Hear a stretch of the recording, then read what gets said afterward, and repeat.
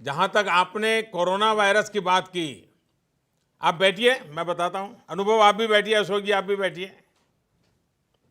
जहां तक आपने कोरोना वायरस की बात की, तो ये सही है कि बहुत से लोग इसे लेकर बहुत चिंता में है। मैं समझता हूं इसमें आपकी और हमारी, हम सबकी सतर्कता बहुत महत्वपूर्ण है।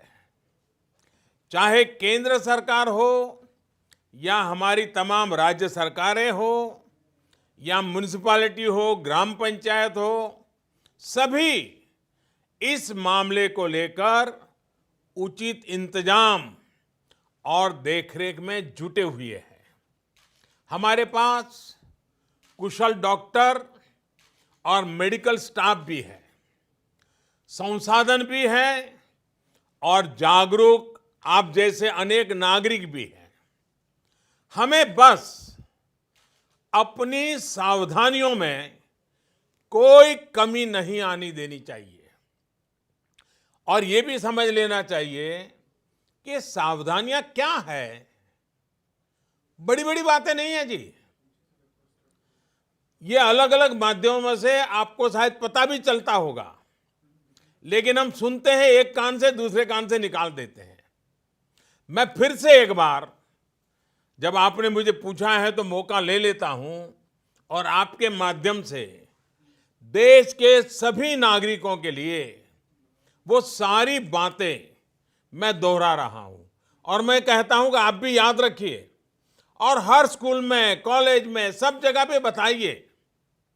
देखिए क्या करना है। एक तो हमें बिना जरूरत के कहीं इकट्ठा होने से बचना होगा और दूसरा, हमें बार बार जितना हो सके अपने हाथ धोते रहना चाहिए और बराबर सफाई करनी चाहिए। अपने चेहरे को, अपने नाक और अपने मुंह को बार बार छूने की हमारी जो आदत है, अब थोड़ा उस आदत को बदलना होगा।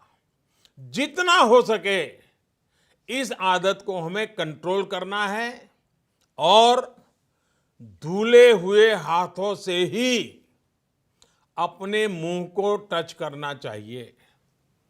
जानकारों का कहना यह है कि ये खांसते या छींकते समय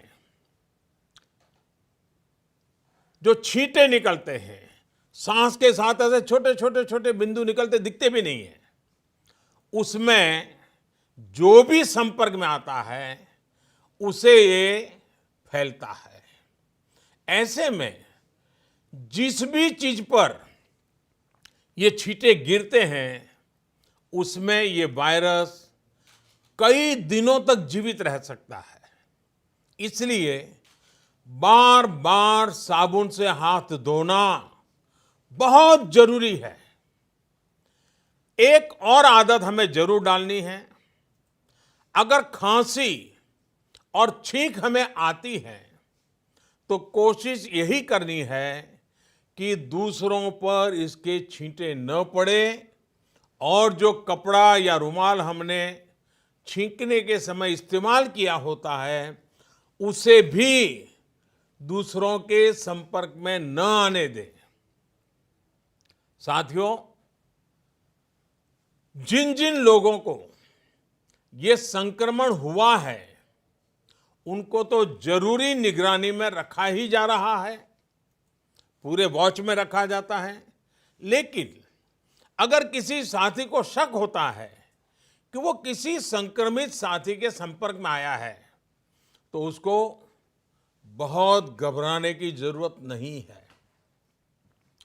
अपने मुंह को मास्क से ढक करके या किसी बड़े कपड़े से ढक करके सबसे पहला काम करना चाहिए, किसी न किसी नजदीकी अस्पताल में चेक करवा लीजिए।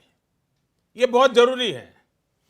परिवार में जो बाकी लोग होते हैं उनको भी इन्फेक्शन होने की आशंका ज्यादा होती है। ऐसे में उनको भी जरूरी टेस्ट करा लेने चाहिए।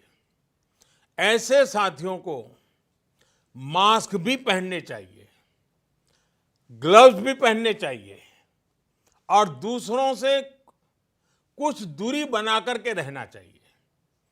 मास्क पहनना है या नहीं पहनना है, इसे लेकर जानकारों की अलग अलग राय है, लेकिन ध्यान यही रखना है कि खांसते या छींकते समय जो हवा निकलती है, उसके साथ जो छोटे छोटे बारीक ड्रॉप्स निकलते हैं, ड्रॉपलेट्स, वो दूसरों पर न जाएं।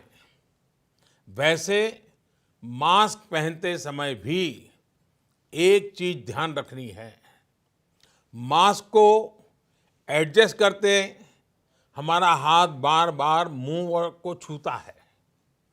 इससे बचाव की जगह इन्फेक्शन फैलने की आशंका बढ़ जाती है। साथियों, ऐसे समय में अफवाहें भी तेजी से फैलती हैं। कोई कहता है ये नहीं खाना है, वो नहीं करना है।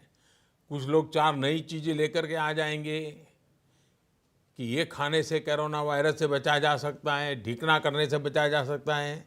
मेरी सभी देशवासियों को प्रार्थना है, मेहरबानी करके इन अफवाहों से भी बचना है। आपको कुछ भी लगता है, जो भी करें, अपने डॉक्टर की सलाह से ही करें। हम स्वयं डॉक्टर न बन जाए। और हाँ, पूरी दुनिया आजकल नमस्ते की आदत डाल रही है। अगर किसी कारण से हमने ये आदत छोड़ दी है, तो हम भी हाथ मिलाने के बजाय इस आदत को फिर से डालने का भी मैं समझता ये उत्तम समय है। नमस्ते करके ही एक दूसरे को ग्रीट करना चाहिए। तो मुझे विश्वास है कि छोटी छोटी बातें हैं, शायद डॉक्टर लोग भी आपको यही बताएंगे। आप भी सबको